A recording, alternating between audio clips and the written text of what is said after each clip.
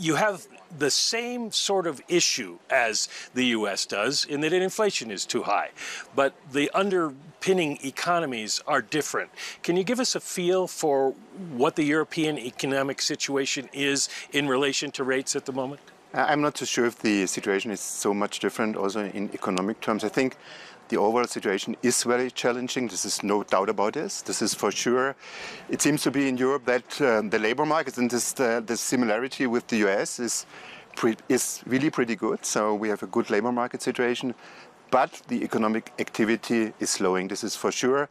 But this is not a surprise to me. I think when you're hiking interest rates 9 times, it's for sure that there is an impact on the here, and we are seeing this. And this is good and bad news. Inflation is coming down. Core is still sticky. And so the next months we will get more information about this. Well, do you think going into it at this point you would lean towards pausing? There's a split in the markets about it, and there seems to be a split on the Governing Council among those who think you can wait, take a look at what's happening with the economy, and others who think we still need to do more. I think it's, for me, much too early to think about a pause. I think we have to wait for the next numbers. So we agreed in our July meeting in the Governing Council that we will wait for the numbers we will see in our September meeting. And I will more or less follow this path. I will wait for the September numbers and then we will see. You're in a kind of interesting position because historically the Bundesbank has been the most hawkish, the most opposed to inflation, and yet the German economy is one of the weakest in the Eurozone and in the EU now. So how do you lean in a situation like that? Maybe, first of all, I hear a lot of talk about Germany, the sick man of Europe. This is definitely not the case. We shouldn't underestimate the adaptation capacity of the German economy. Yes, we are going through some, let me say, complicated months, this is for sure, but I'm not too pessimistic. There's also no time for complacency, this is also for sure. We see what is necessary to do, and I have a lot of trust in German politics that we go into the right direction, at least for next year. And when you talk about monetary policy, what I said is that we have to be stubborn here, even more stubborn than inflation. This is what we have to do. This is our mandate. We have to bring inflation down to 2%. And I guess there's this overall understanding in the Governing Council that this is our mandate, and we will more or less be pretty focused, and we will do our job. Well, you've had a quarter of contraction. You've had a quarter with basically no growth. Do you worry that if you keep going, you're going to put Germany into recession? I do not see that there is a hard landing scenario for Germany. I'm still pretty optimistic that we will have a soft landing here. Yes, the third quarter seems to be pretty weak, but as I said, for next year, I'm more optimistic. What gives you reason for optimism? The numbers we just saw, the PMIs come in very weak, not just in Germany, but across Europe and even here in the United States. Why are you optimistic? I think, yes, the PMI number is the first number, more or less, but the overall index for the PMI for whole Europe was not so bad. I think we should see that private consumption is okay. It seems to be much stronger than we thought. Wages went up more than we had on our radar maybe 12 months ago. So, as I said, it is much too early to say, well, this is ending up in a recession. I do not see that there is a recession coming.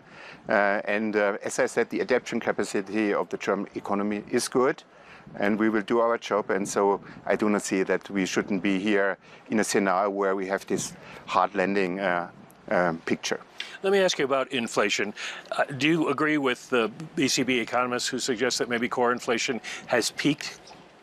Well, as I said, speculation is not my thing. I think I will wait for the real numbers. Yes, there is that understanding that the overall inflation is coming down.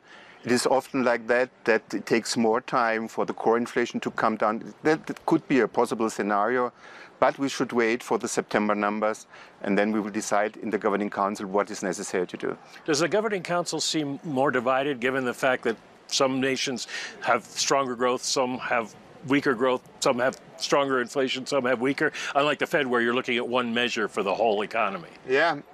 First of all, we shouldn't underestimate what the Governing Council did so far. We start our rate hikes in July last year, and we did a pretty good job. So interest rate did what they do. Now they bring the economic activity down. Inflation is coming down. I think this is what we know from textbooks. And so, as I said, the Governing Council, I see a good team spirit in the Governing Council, and I see that also for our September meeting, that we will check what is telling us, what are the data is telling us, and so this is what I'm waiting for. So you can call us the day before the meeting and let us know what you're thinking.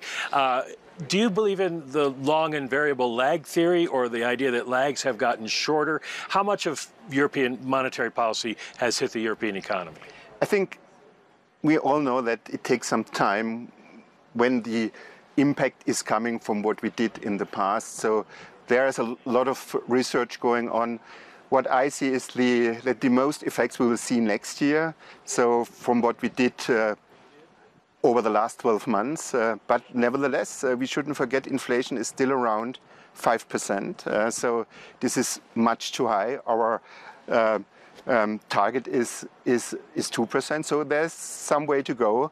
But as I said, coming back to my point, we have to wait for the September data, and then we will draw out of that these right decisions. Do you have a communications issue if you decide that you want to wait, that the markets might interpret that as they're done and then reprice? Well, see, I think the communication issue, as far as I can oversee the whole situation, market participants, they really have a good understanding what is the reaction function of the Governing Council. And this is what we did over the last couple of meetings, that we are data-driven. We have this meeting-to-meeting approach. So it's not the end of forward guidance, but the situation is rather complicated. So the circumstances are pretty difficult. So it went pretty well over the past couple of meetings that we wait for the data. And I guess this is the right approach also for the next meeting. Now, the question is, do people listen to you when you say that, of course, because the markets are trying to guess what your peak rate is going to be? I think markets should listen to us. Often I see a kind of, let me say, misinterpretation, but they should listen to us and they should look back what we did in the past. And the approach is also not changing for our September meeting. So the first PMI data, okay, they were weak, what we saw for August, but yes, as I said, we shouldn't overestimate the first data that came in. We should wait for the inflation data for August and for our forecast we are doing for the next months, and this is relevant to me.